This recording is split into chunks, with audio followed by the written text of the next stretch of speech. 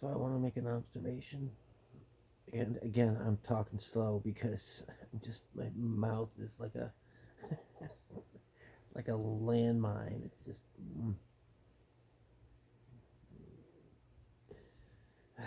whatever. You don't need to know about that, but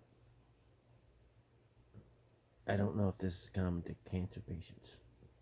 I've dealt with this for over 7.5 years, and I, my credit score was like 750 when this started. Now it's like 550. It's really bad, and I just haven't paid attention to anything. And here's the thing: I know that there are some people who would do bills right up until the day they died. I'm just finding a detachment from it, and I've never had a problem with doing bills or doing other things. Probably because I didn't have a problem paying it. I could do it easily. Um, and my attitude was always like, well, if you're not making enough, you're got to get another job, or you got to make more. Simple. That goes away when you have a terminal illness, and now you're living on a true fixed income. And I just find if if these tasks that I'm doing, because they they mean energy, is if it's not for my wife and kids, I don't even want to do it. And again, I know that people, there are certain people, that's just the way you are. You just do it. You know, um, just I don't feel like that anymore. I just feel detached because I don't mean to make an excuse for this because again, like other people won't make an excuse, but I genuinely don't care. Like,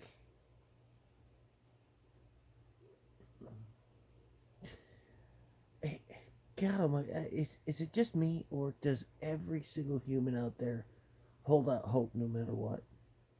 I'm just thinking it's not going to get any better for me health wise, but it's living. I can still give it advice to my kids and stuff like that. Be there for them on big moments. You know, and I still hold out like a small percentage that I'm gonna be super healthy. I'm gonna be this guy. I don't know if you can see. I mean, that's how I always want it to be with my kids. I just want it to be active and out there. And they've known me longer now with cancer. This is who they remember. This is who they're gonna remember. Not gonna remember that guy. That guy's dead. He died 7.5 years ago. I didn't know that at the time. I was I still worked for nearly 3, but I think the Lorlatin it really just did something to my brain. Just and then that now is all hell is breaking loose. But I'm still holding on to the hope that I can still be that guy. Isn't that isn't that weird? So I'm getting the biopsy on the day after my birthday. It's because I'm gonna go big or go home. They need to know what they're working with. I don't like biopsies. In my history, they've gone very bad for the people in my circle. It's basically they get a biopsy and the cancer breaks off or does whatever it does. It's been described as akin to kicking a bee's nest. You know what I mean? It's just like boom, and then the cancer just goes crazy. But I'm gonna be honest with you. I don't care. I don't because I think it's also a risk, but it also gives. my doctors an opportunity to pick the appropriate weapons, um, which in this case would be chemo. But if it's progressed to small cell lung cancer, that's not good. So, but anyway, I was talking about doing things that I used to do with no problem, and now I don't like. I could see that. Okay, other people are doing their bills and they have cancer, and they're going at it, and I'm just like, yeah, good for them. You know, and again, I realize that I have a wife and kids, um, but it's gonna fucking suck for them if they don't change their attitude. Number one, you know, I think people already know the life story situation or the life insurance situation. I'm in the bathroom at the radio station, taking a piss, listening to Dave Ramsey poke over the AM, you know, loudspeakers because we had an AM station, and he was talking about life insurance and why don't you have it and what the, and I looked at it and I was like, why don't I have it? What the hell? I'm like 42, and or 43. Yeah, it was, yes, because it was probably in like March. Anyway, long story short, nurse comes over here. That's how serious it was. All the papers, I'm like, yep, here they are. Look them all over. Make sure they're all there. She says, yep, they weren't all there. And my diagnosis came literally, or actually, no, I'm wrong. It's not literally, but my diagnosis came like a week before. Like that's when I started to get it looked at and stuff like that. And you know, you cannot sign a life insurance policy if you have cancer without telling them, even if you found out just a couple days before. How do I know that? I went upstairs and I talked to a lawyer. Um, so I don't have life insurance. Isn't that weird? It's for $300,000. Well, so I don't have that. But this is what I really hope Colin and the kids take with them as my advice. It is 100% on how you look at things. Like you guys are rich in so many ways. You don't have any bearing, like any inkling of it. The love, the health. Just imagine if something happened to one of you guys. How devastated that would make you feel. How disruptive that would be to your life. Those are the people you love.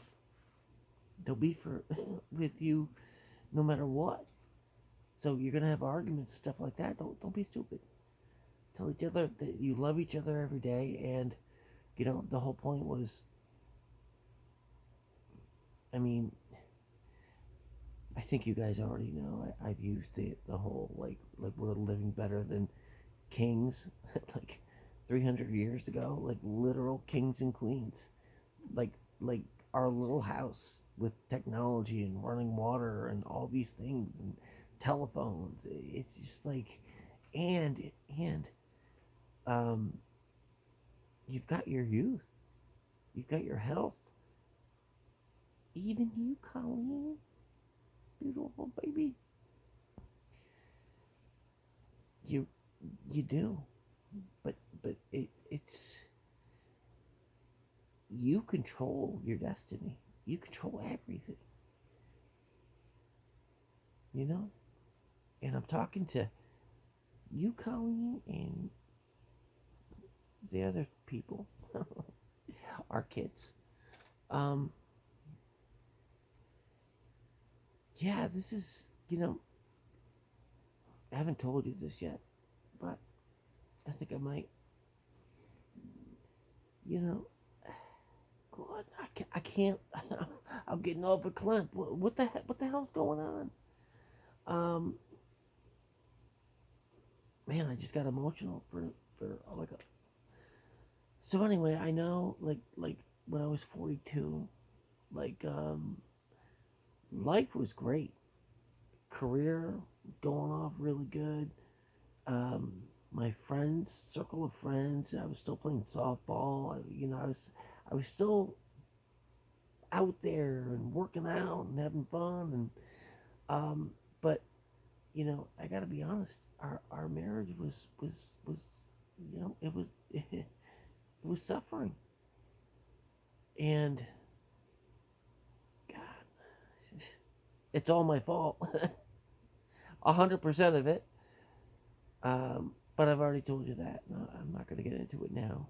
But we, you know, um, but it wasn't because I didn't love you. That's stupid. But I'm not gonna. Um, but I have this vision in my head that somehow we're gonna work it out. You know, and somehow like we're gonna become really good friends. I know that's tough because considering what's happening to me, but I mean, this is gonna devastate you no matter what. You know, number one, I'm extremely good looking. I mean, come on, you can't. But no matter what, this is I was a big part of your life. So, God, I'm getting all worked up. Um,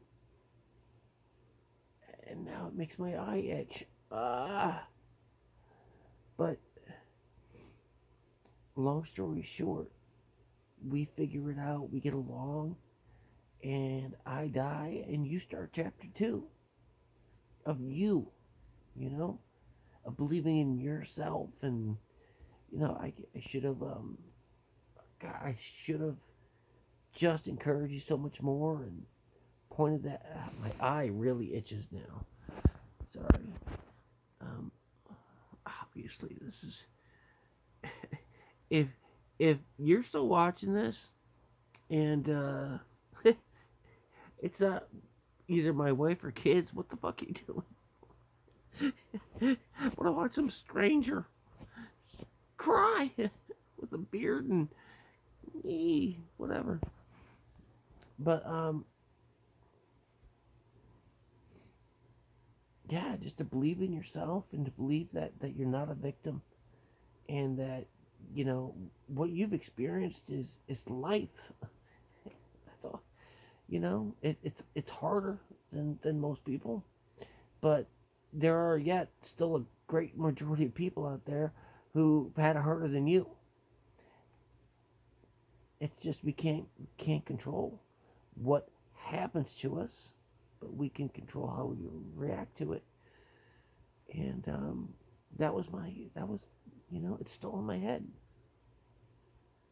But somehow we're gonna figure it out, and you're gonna start believing in yourself, and you're gonna do great things. So to be continued. We'll see. I don't even know what the title of this. I think yeah, because I don't really care about money. Obviously, I'm like nearly 15 minutes into this video.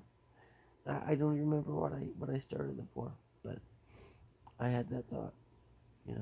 I just I don't care, and I don't know if I should tell someone because there's more than just me to think about. You know, I I, I don't even know if I can handle it at this point. You know, and it's weird because I've never had any problem with that before.